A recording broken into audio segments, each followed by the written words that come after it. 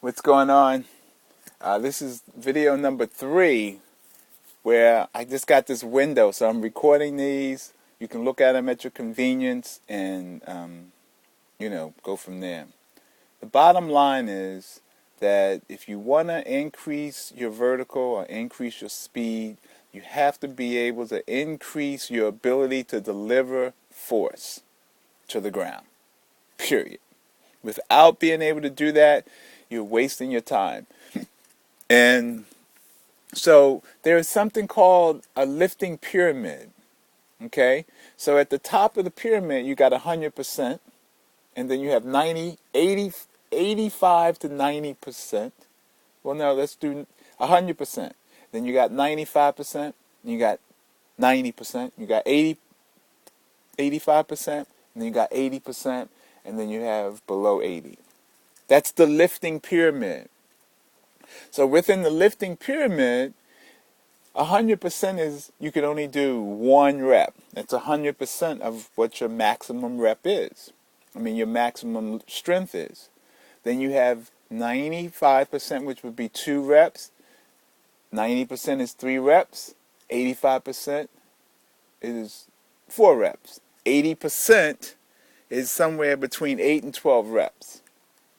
So if you really want to build strength, you need to really examine that pyramid. You need to study that pyramid and figure out which lifts are going to give you the greatest benefit without putting on additional mass.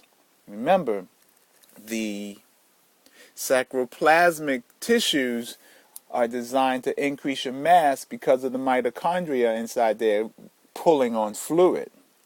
So when you strengthen that system, you've got to do a lot of reps. So in the pyramid, begin to look at how many reps are necessary for you to develop mass-specific strength or mass-specific force.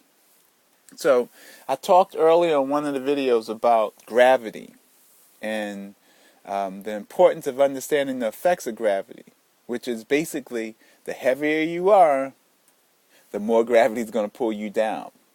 Okay? So the stronger you are without the additional mass, it's going to give you speed and it's going to give you vertical. So if you want to offset gravity, you got to develop greater mass-specific force. If you want to offset the forces of gravity, you need to develop mass-specific force. Okay? That's your ability to deliver the force. So what does that mean? You got to get in the weight room. Okay? But what the question is, what do you do in the weight room? And that's what I'm working with a few guys right now. I'm teaching them what they do. Because what you do in the weight room definitely is going to dictate what happens on the floor or what happens on the track. But what I've learned is it's more or less what you don't do in the weight room that's going to make a difference. And how much rest you're actually doing while you are recovering. So it's called time under load or time under tension. So you want to spend less time under tension, recover, and do it again. And it's amazing. It's amazing stuff. So low reps, low sets, high weights. Okay. The goal is to develop myofibrillar hypertrophy. I always have stutter on that word. Hypertrophy and mass-specific force. If you improve your ability to deliver mass-specific force, you're going to increase your vertical. Doing a whole bunch of reps may not be the way to do it. Okay? Jumping a lot is useful, but it needs to be how you're going to jump in the game. You need to train your body for exactly how you're going to use it.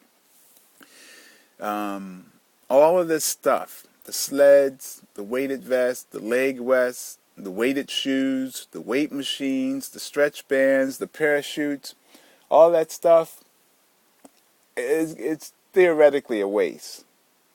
Okay? If you understand exactly what your body can do, and then you do exactly what your body can do, you won't need any of that stuff.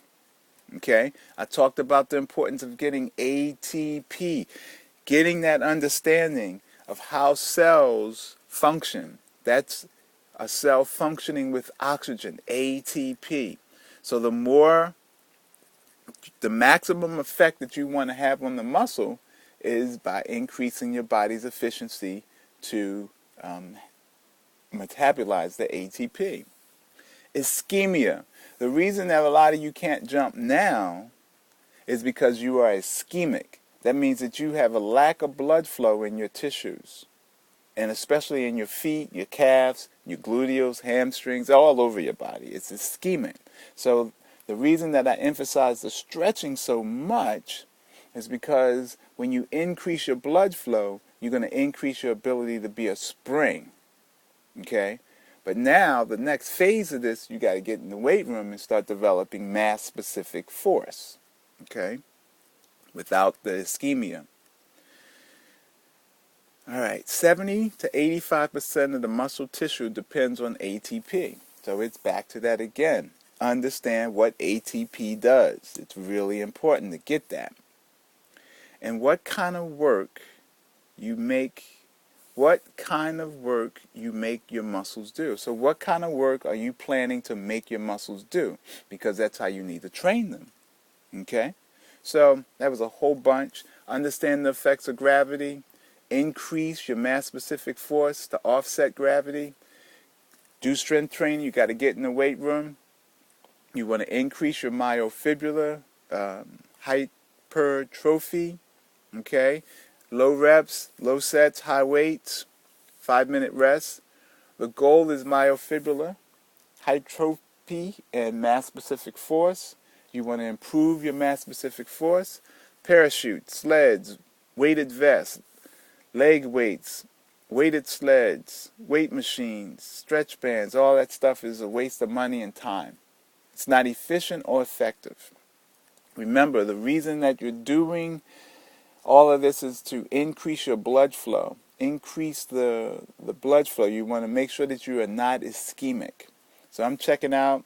I'll talk to you soon. Any questions, comments, shoot them my way. I'd love to talk to you. Later.